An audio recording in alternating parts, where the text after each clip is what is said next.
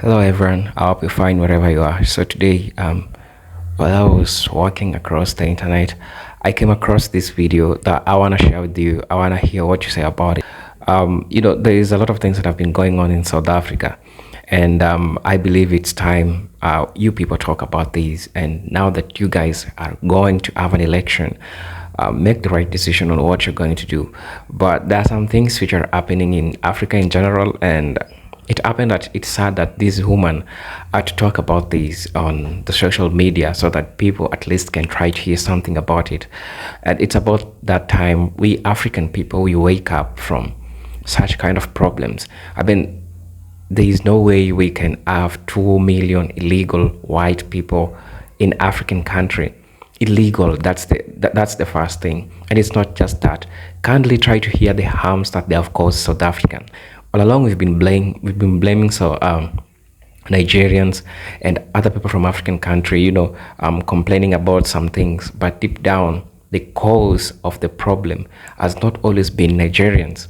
Hearing the story of this woman, I want you to take your time to listen to the story of this woman, and then later on come and we talk about something about this that I believe that it's important that everyone needs to hear this, and every South African need to know this now that you're going to choose your leader. This is how I found out I was in a room full of white illegal immigrants in Cape Town. I went to this, I was looking for a house, and I wanted a house of a specific amount of money. When you go over a certain income bracket, it becomes special. It's like they have to set things up like you're a very special person and everything, and that jazz. First you get vetted, your finances get vetted, and then after that the big wigs start meeting with you before you even look for a house. I kept meeting these big wigs one at a time, and then eventually there was some sort of like a conference, and they all came, real estate agents, blah blah blah, you name it, because the house I was looking for, it wasn't for me, it was for a friend, and it was very expensive. I was acting as proxy, and South Africa just doesn't have that kind of real estate. I don't have that kind of money, but my friend does. Anyway, about 30 something real estate agents took me to lunch because they were going to scour literally the whole of the Western Cape for such a house, right? It's my opinion that my friend is going to have to build such a house, right? Anyway, I asked a question. There was this chandelier at the restaurant, and it apparently was done by a white South African female who is a total celebrity.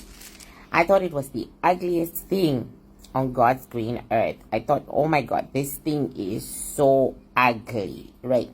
So I kept looking at it. Then I said, okay, South Africans, tell me why you all think this is great art. Because art is cultural, right? I said, so tell me why you all think this is great art. The chandelier was done by a white South African woman. The room was full of white people.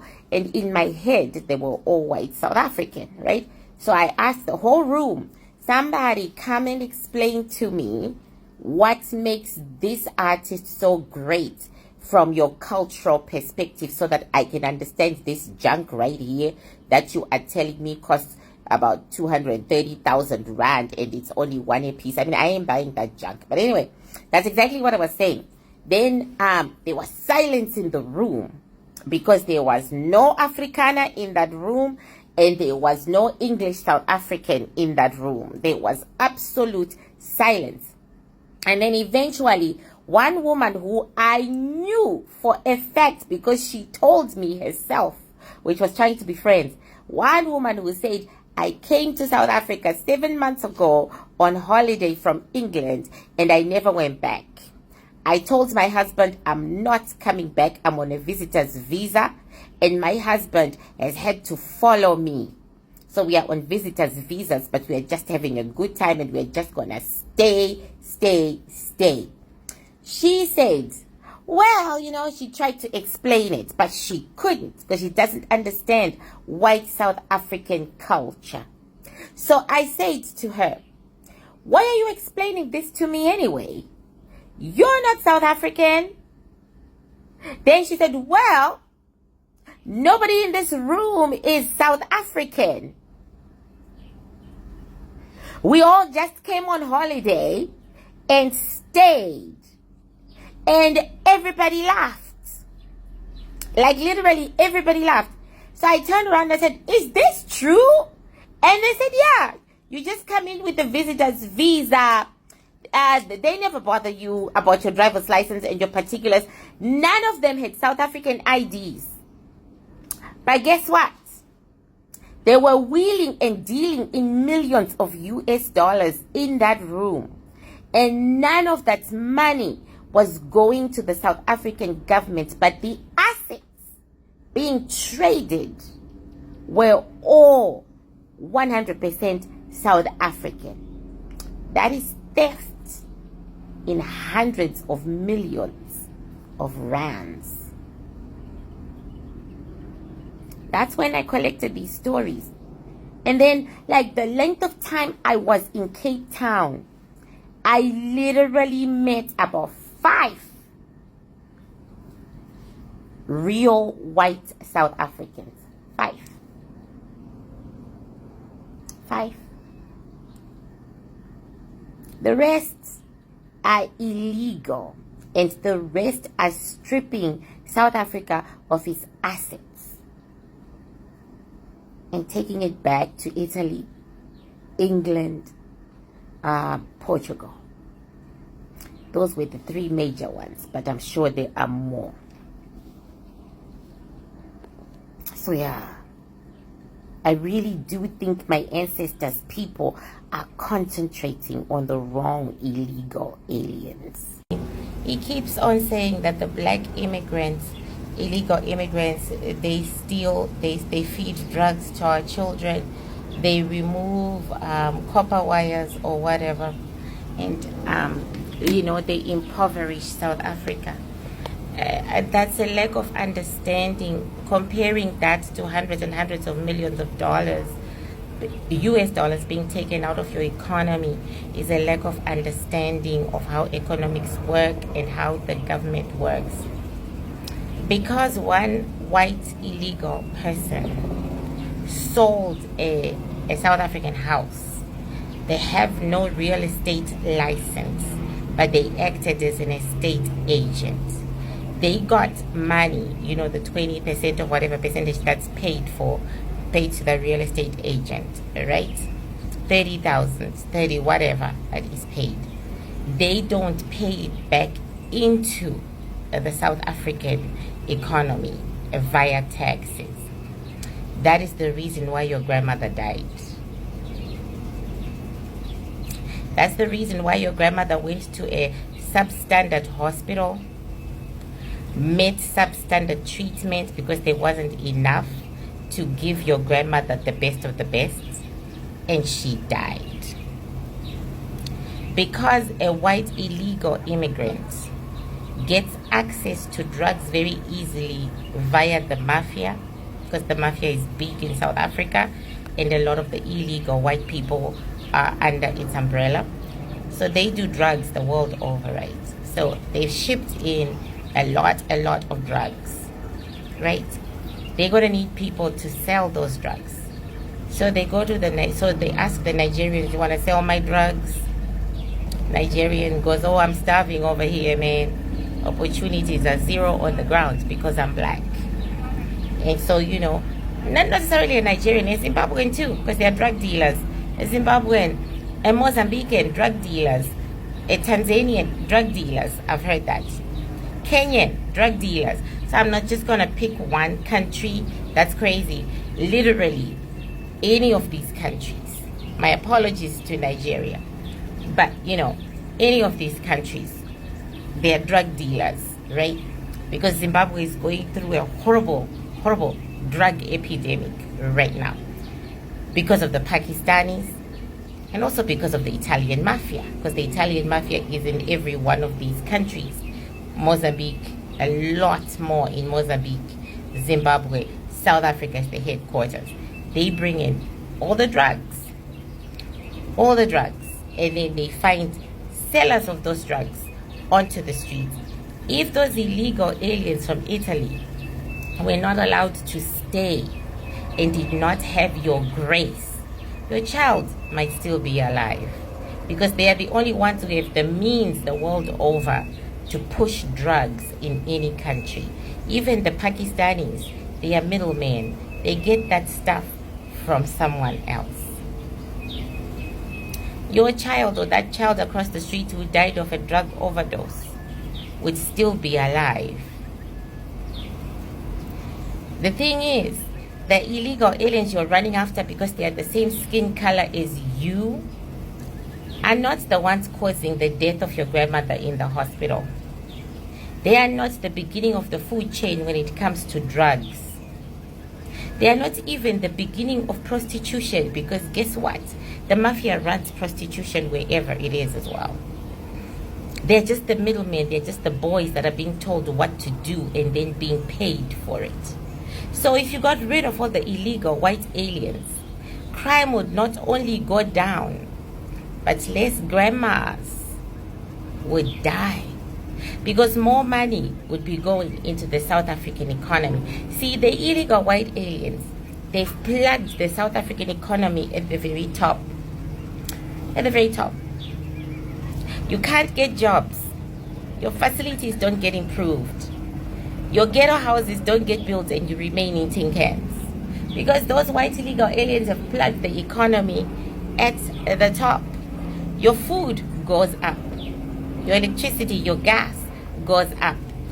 If a person steals a freaking copper wire, it is the job of the government or the city to return that copper wire. But they can't, because the white illegal immigrants have taken the money that they should have used or could have used, should have used to return that copper wire. Then okay, we're talking about abusing the children. I guarantee it. I guarantee it. That as the years go by, more and more little black girls are going to end up having colored babies. I guarantee it. And they'll be under 13, under 10, under 9. And horrifying stories of that nature are going to come out, just like they have come out in Uganda, where they sucked up to white people so much, and the white people raped their kids for over 30 years, and now they are dealing with the trauma and the shock. I guarantee it, the same thing's gonna happen, because any Caucasian illegal alien who chooses to live in any part of Africa definitely is driven by those tendencies of raping little kids. I guarantee the social repercussions that are going to hit. Besides that, your children, since they can't get jobs because the white illegal aliens have plugged that in, they graduate from university and they are no jobs. They are going to get out of South Africa like the rest of the Africans have done to look for green pastures. They're going to lose their culture.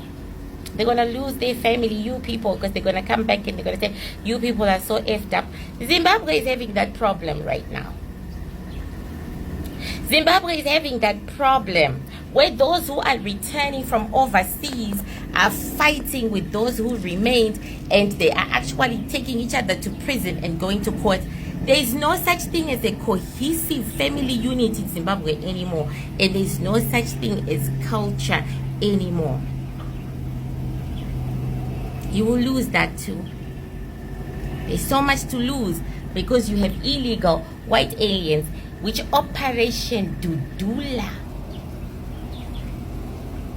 is afraid to address and deal with. No, they'd rather run with those that don't make a difference at the end of the day, because they have a complex, an inferiority complex towards white people, and that shall be the end of South Africa. So first of all, the fastest way of killing a generation is putting drugs in that country. You see, when you put drug in a given country, it totally means that the youths are the ones who are always affected. Majority, the majority of them are always youths, and who are our tomorrow leaders are the youths. This means that they won't focus on things which are beneficial to them in the future. Rather, they'll just be sucking things out of those weeds.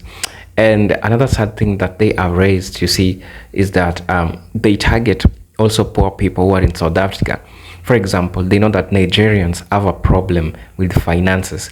So they go to the Nigerians and they tell the Nigerians, bro, there is work. Can you supply this drug for me? And they know that Nigerians know how to hustle. And then they use Nigerians to supply drugs in South Africa. And then the name comes out that it is Nigeria. Whereas the people who did this are somewhere out there covered and they're there illegally. Another painful thing that I also like to say is that why would you do such a harm in a given country that has a bad history? You know, the apartheid that South Africa had. Why would you just again start raising those demons again in that country? Imagine banking millions and millions and millions of dollars out of South Africa without paying any tax to that country. Do you know how you're draining that country so seriously? I mean, it is so sad. And that comes a point where I agree with the concept of Julius Malema, the EFF leader. I agree with this ideology of one Africa, open Africa, because we don't sanction these borders. Africans don't have the true authority of these borders. There are some people who have true authority of these borders, while South Africans, of course, this I know for sure, South Africans have always been lenient with their borders, allowing visitors to come to their country. That's one of the most lenient countries in Africa, to allow visitors, especially non-black people, to come to their country. South Africans are so lenient on that. And in this, they have received a lot of problems. They have received a lot of detrimentals that have happened to them. So the concept of Julius Malema having one Africa is to allow majority of Africans to get into the country, and also it will give the EFF party the power to look and check illegal immigrants. Imagine 2 million illegal immigrants using foreign passports in the country, driving so peacefully, making millions and millions out of South African economy. So you can imagine how that can drain an economy. You can imagine how South African can just run dry all of a sudden because of this kind of people. Now, the question that I'll have to ask you back there, wherever you are watching me, I don't know whether you're in America, whether you are in any part of Africa, because this happens to us. You've heard the lady talking about the thing which happened in Uganda, you know, and what about the African culture? You know, there's so much, a lot of things that comes, our country, our nation is Africa, comes to lose. The question that I would like to ask you, how about our culture? You know, how about the youths of tomorrow? Because these are the people who are targeted. These are people who are used and they are supplying these drugs. They're not paying taxes to those countries. And you've had it right. And the woman, it was just a coincidence that she realized that these are illegal South Africans. These are illegal whites who should not be in that country. So my question to you, what can we do? And for me, what I'll say, I agree with the concept of Julius Malema of One Africa, because with One Africa, the party which will be in the seat in South Africa, I mean, because I do believe in Julius Malema so much, and I know this is where we won't agree, but with Julius Malema, when we give him the power to give in the checks of the borders, I think he will do this so rightfully, because he has always been handling such kind of cases. South Africa is going in shambles when we will allow such kind of things happen in the country. And I want to tell you that you need to take so much care of your borders, and even look at how the immigration laws, whether you can change them or do something about it, because this will run you into shambles, South Africa. Guys, tell me what you think in the comment section. You know, I mean, it is so sad. Why will somebody bank millions and millions of dollars, not pay the taxes to the country? You've heard the woman saying that the medicines are running out of the hospital because the people are making money out of the government. It doesn't pay taxes back, and they are banking a lot of money out of South African economy. They're not adding anything to the economy. They're taking away, and they are so inhuman. They are dehumanizing South Africa by doing this. But they still find that the cost of living in South Africa will increase. Because as they do this, they're not adding anything to the South African economy. And it is so sad that this has to be said by a person. Somebody has to come out and say this to you. While it might not seem so dangerous, because maybe you have your money, you have your car, you go to a private hospital, but the next time you'll hear that it is your auntie who goes to the hospital and dies in the hospital because the government cannot facilitate those things which are happening in the hospital because people are banking money out of the government, and lots and lots and lots and lots of money in USD dollars. Even it's not in rands. 1 rand, it's, I don't know the exchange rate of South Africa, but 1 rand, I believe it's 1 USD is around 18 South African rands. So I don't know what to think about this, because this is something which is so sad. We are losing our culture. Illegal activities are happening in the country. So guys, tell me what you think in the comment section. This is Eugene from Kenya. Thank you for always staying tuned and listening to what I have to say. Until then, peace, love, and harmony. Salute.